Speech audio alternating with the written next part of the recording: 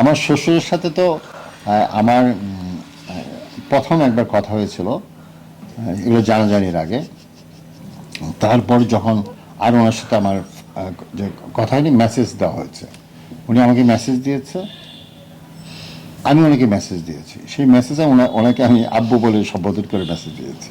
আমি ওনাকে ব্যক্তিগতভাবে শ্রদ্ধা করি এবং ওনাকে আমি আব্বু বলেই সম্বোধন করেছি এবং বলেছি যে আপনাকে আমি শ্রদ্ধার আসনে বসাতে চাই এবং আপনার সাথে আমি একটা শ্রদ্ধাপূর্ণ সুন্দর ভালোবাসার সম্পর্ক কন্টিনিউ করতে চাই, এটাই বলেছি। আচ্ছা মোস্তাক ভাই, আপনি সব কিছু কি মেসেজ দিয়ে শুরু করেন?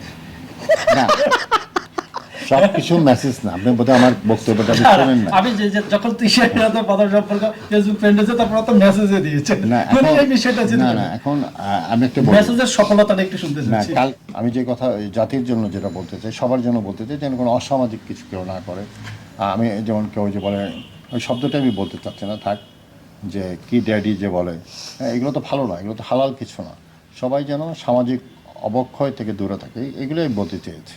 কিছু নাই, কারণ বই তো আমি লেখক, তাই না? আচ্ছা। হ্যাঁ, তার ভাষ্য রয়েছে। সে যখন বন্দি জীবনে ছিল, আমাকে যখন মহামান্য হাইকোর্ট আমার বয়স নির্ধারণের জন্য তেজগাঁও ভিকটিম সাপোর্ট সেন্টারে পাঠিয়ে দিয়েছিল, সেখানে আসলে তার সাথে আমার সম্পূর্ণ যোগাযোগ বিচ্ছিন্ন হয়ে গিয়েছিল। সেই সময়টুকুর কথাই আমি আমার বইয়ের মধ্যে তুলে ধরেছি। সেখানে এমন আছে যে তার সাথে যেহেতু আমার দেখা হতো না, সে প্রায় সকাল 11টার দিকে আসতো তেজগাঁও আমার ভিকটিম সাপোর্ট সেন্টারের পাশে, এবং রাত 8টা বা 9টার দিকে বাসায় চলে যেত। সারা দিন ওই সেখানে আশেপাশে সে ঘুরতো। অনেক মানুষই তাকে জিজ্ঞেস করেছে, কিংবা আমার যে পুলিশ আপুর আমার দায়িত্বে ছিলেন তারা তাকে জিজ্ঞেস করেছে, আপনি কেন আসছেন, আপনাকে তো আমরা দেখা করতে দিচ্ছি না বা কোনো রকম কোনো যোগাযোগ করতে দিচ্ছি না। সে বলেছিল, আমি যে আসছে এটা তিশা জানতে পারবে, বাতাসে আমার গায়ের গন্ধ তার কাছে চলে যাবে। সে তো আমাকে বলেনি আমি গিয়েছি। আমি তো জানতে পেরেছি ওই যে আমার পুলিশ আপুরা যে একজনের পর একজন দায়িত্বে আসতো, তারা এসে আমাকে বলতো, তোমার জামাইকে তো দেখলাম আজকে বাহিরে দাঁড়িয়ে আছে, কি পায় এত, কি প্রেম পাইছে, এই ধরনের কথা শুনতাম আর কি। তুমি চেয়েছিলে ওগো জানতে কেন এত ভালো লাগে তোমাকে। আমি বহুবার এর উত্তর খুঁজেছি, কিন্তু এর উত্তর খুঁজে পাইনি। এটা কিন্তু খুব বিখ্যাত একটা গান, যে তুমি চেয়েছিলে ওগো জানতে কেন এত ভালো লাগে তোমাকে, আমি বহুবারও ভেবে দেখেছি, তার উত্তর কিছু খুঁজে পাইনি। এটা বিখ্যাত গান। ওর সবসময় আমাদের নিয়ন্ত্রণ থাকে না, তাই সেই নিয়ন্ত্রণ অনুভূতি যদি পবিত্র ভালোবাসা হয়, সেই নিয়ন্ত্রণ অনুভূতি যদি পবিত্র ভালোবাসা হয়, যদি সেখানে কোনো অবৈধ, নোংরা, অসামাজিকতা না থাকে, এবং তা যদি দুজন প্রাপ্ত বয়স্ক মানুষের বৈধ হালাল সম্পর্কে রূপ নেয়, তাহলে সেখানে কিছু যদি অসমতাও থাকে, তা মেনে নিয়ে বিয়ের মতো পবিত্র সুন্দর সম্পর্ক টিকে রেখে এবং তাকে স্বীকৃতি দেওয়াই হবে সমাজ এবং জীবনের জন্য মঙ্গলজনক। লাস্টে রবীন্দ্রনাথ ঠাকুরের বোঝাপড়া কবিতার 4 লাইন দিয়ে আমার এই বইয়ের পরিসমাপ্তি টানা হয়েছে।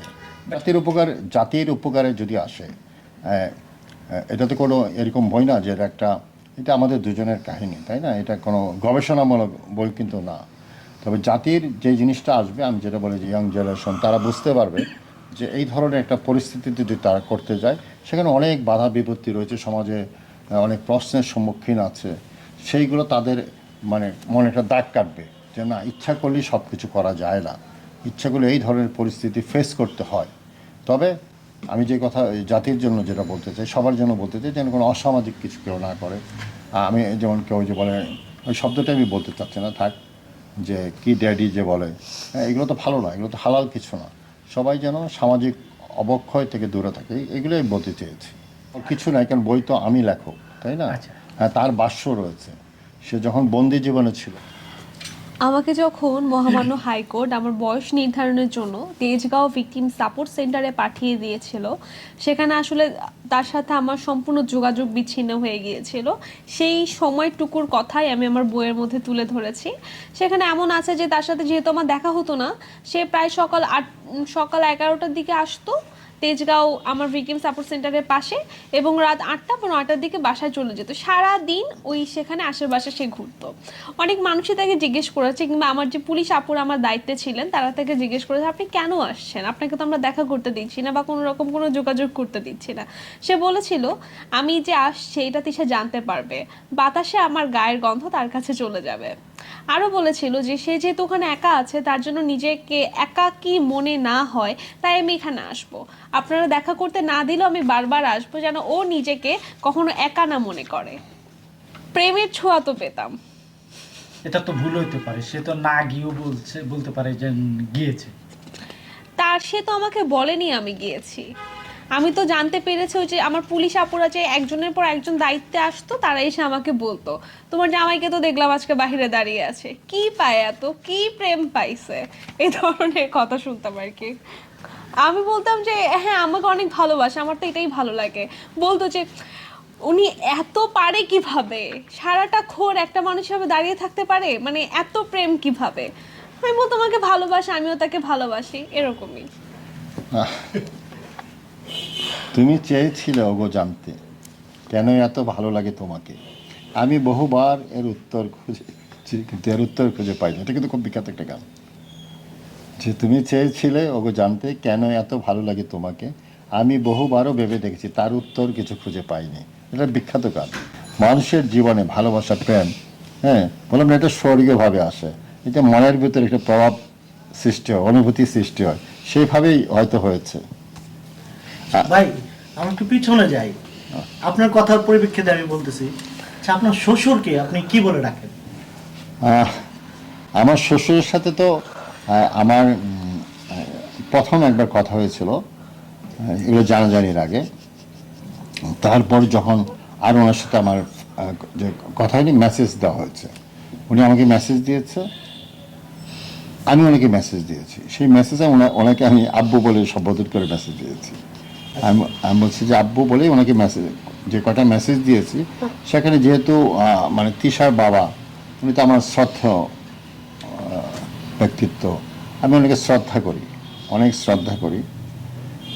আমি এটুকু বলি, আমি ওনাকে ব্যক্তিগতভাবে শ্রদ্ধা করি এবং ওনাকে আমি আব্বু বলেই সম্বোধন করেছি এবং বলেছি যে আপনাকে আমি শ্রদ্ধার আসনে বসাতে চাই এবং আপনার সাথে আমি একটা শ্রদ্ধাপূর্ণ সুন্দর ভালোবাসার সম্পর্ক কন্টিনিউ করতে চাই, এটাই বলেছি। আচ্ছা মোস্তাক ভাই, আপনি সবকিছু কি মেসেজ দিয়ে শুরু করেন? না, সব কিছু মেসেজ না, আপনি বোধহয় আমার বক্তব্যটা শোনেন না। আমি যে যখন তুষারের সাথে প্রথম সম্পর্ক ফেসবুক ফ্রেন্ড হয়েছে, তারপর তো মেসেজে দিয়েছে। না মানে এখন, এই বিষয়টা না না এখন আমি একটা বলি, মেসেজের সফলতাটা একটু শুনতে না চাচ্ছি। কালকে আমি পেপারে দেখলাম আজাদ প্রোডাক্টস, একসময় বাংলাদেশের আপনি জানেন আজাদ প্রোডাক্টস বিখ্যাত ছিল। তো আজাদ প্রোডাক্টসের উনি যে মালিক, উনি ব্যক্তিগতভাবে আমারও চেনা জানা। তো বলো আজাদ প্রোডাক্টস এই শিল্পটা এখন ধ্বংসের পথে, মানে ক্রমান্বয়ে ইয়ে হয়ে যাচ্ছে। কেন? এখন এই সবাই মেসেজ দিচ্ছে, বুঝতে পারছেন? সবাই স্মার্ট যুগে এখন আর ওদিকে কেউ যাচ্ছে না। আর ওর বাবার সাথে যেটা, সেটা তো প্রথম যখন এগুলো জানাজানি হলো, তখন আমি ওনাকে ফোন দিয়েছিলাম, কারণ তখন তো জিনিসটা আসছে যে আমি তাকে টর্চার করেছি, নির্যাতন করেছি। যে বিষয়টা যে তা না, শুধু এইটুকু আমি ওনাকে বলেছিলাম। তারপর সিচুয়েশন এমন হয়ে গেল যা মানে আর কথা বলার মতো মানে সম্পর্কটা ছিল না। একসঙ্গে দুইটা প্রশ্ন। প্রথমটা হচ্ছে আপনার শাশুড়িকে আপনি কি বলে ডাকেন, বা আপনার শাশুড়ি আপনাকে কি বলে মানে সম্মান করে? এবং না আমি একটা কথা বলি, সিনথিয়া ইসলাম না তিশার যে ছোট বা বড় ভাই বোন যারা রয়েছে তারা আপনাকে কি বলে ডাকে? না অ্যাকচুয়ালি ওই ফ্যামিলির সাথে তো আমাদের তেমন একটা যোগাযোগই নাই। তো ওর মা আমার সাথে কথা হয়েছে, উনি আমার চোখে আর কি, উনি ভদ্র মহিলা, যথেষ্ট ভদ্র মহিলা। উনি আমার সাথে কোনো খারাপ আচরণ করেনি, কোনো খারাপ আচরণ করেনি, এইটুকু আমি বলবো। কিন্তু আমাদের রিলেশন তো সুইট না, কারণ আমাদের ফ্যামিলিগতভাবে তো এটা কেউ মেনে নেয়নি। আমার দিক থেকে কোনো প্রবলেম নেই, কিন্তু ওনাদের দিকে যেহেতু প্রবলেম, আর ওরা ছোটো বোন তো ছোটো, এগুলো তো ছোটো বোন, তাদের নিয়ে আর কী বলবো। আমি তাদের খুবই, যদি যোগাযোগ নেই, বাট আমি দোয়া করি, স্নেহ করি তাদের জন্য। আপনাকে দুলাভাই বলে ডাকে? না আমাদের সাথে তো যোগাযোগ নাই, যোগাযোগই তো নাই। এই বইটি আমি বারবার বলেছি, আগেও বলেছি, আগামীকাল 7 তারিখ অমর একুশে বইমেলায়, মিজান পাবলিশার, এটা 7 নম্বর প্যাভিলিয়ন, ওখানে এই বইটি আগামীকাল 7 তারিখ বিকাল 3টা থেকে পাওয়া যাবে। এবং সেখানে আমি এবং সিনথিয়া ইসলাম দুইজনই ইনশাল্লাহ উপস্থিত থাকবো। আচ্ছা, সবাইকে আমন্ত্রণ। এটা অ্যাকচুয়ালি টাইটানিক সিনেমা বলতে পারেন, কারণ এই আমরা আসলে ওই অনেক কিছু দেখি না, তো আমরা বেড়াতে গেছিলাম, তো হঠাৎ করে ওইটা একটা ছিল, ছোট্ট কি বলে বউটির মতো বোটের মতো ছিল, তখন আমরা ওইভাবে একটু ছবি তুললাম। আমাদের ভালোবাসা তো বেশি, প্রেম ভালোবাসা বেশি, সেই জন্য এইভাবে ছবি তোলা।